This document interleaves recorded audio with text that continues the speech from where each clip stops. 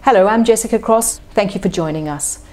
Two reports published last week need to be read in conjunction because the conclusions drawn from their collective content makes for particularly interesting debate.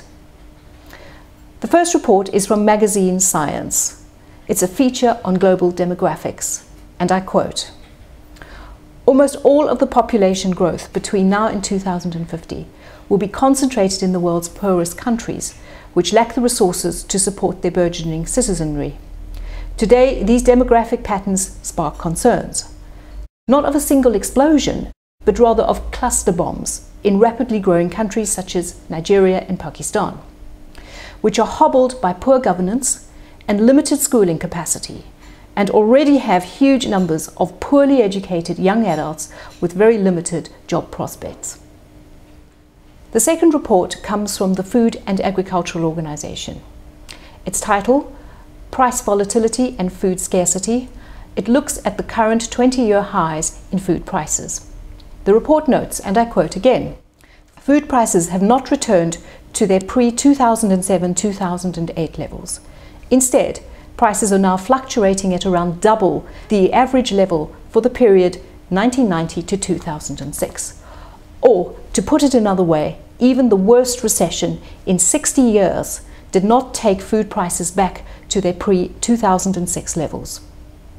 The cause of the rise in food prices are clearly set out in the FAO report.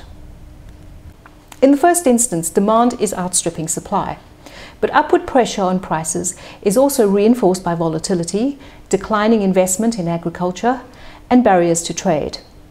Further, as food markets have become more integrated and globalized, they have become more vulnerable to external shocks, and high international prices can now affect local markets in ways unimaginable 20 years ago.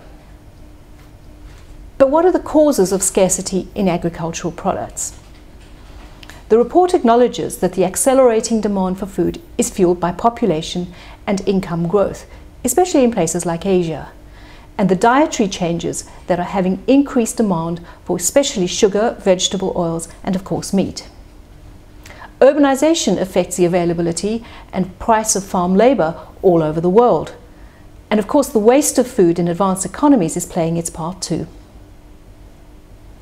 But what we find most interesting is that there is now clear evidence that the rapid development of the biofuel industry, supported by public mandates and subsidies, is having a massive impact on world food demand, especially for cereals and vegetable oils.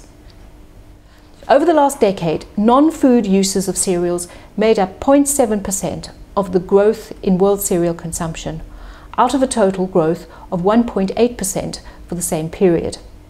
Similarly, the growth in the consumption of vegetable oils for food actually fell on the previous decade, but the share of vegetable oils used by the biofuel industry has more than doubled, from 11 to 24%.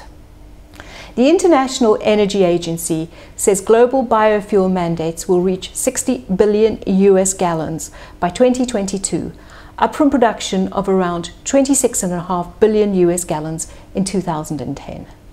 This means a more than doubling, and it raises serious questions as to whether sufficient capacity can be built in time to produce this, along with, of course, the impact on feedstock markets. So what are the solutions for food scarcity and high prices? Boosting agricultural investment and yields are the most obvious. But agricultural production will have to increase by no less than 70% by 2050 to even keep pace with global population growth estimates of 9.2 billion by that stage. But superimpose these rising mandates for biofuels at the same time, and it is clear that the situation is untenable. It therefore means that the rate at which the next generation of non-food, economically viable biofuel feedstocks are being developed need to be accelerated very rapidly. We'll be returning to this whole issue in future many times, so please stay with us and let's see how it unfolds.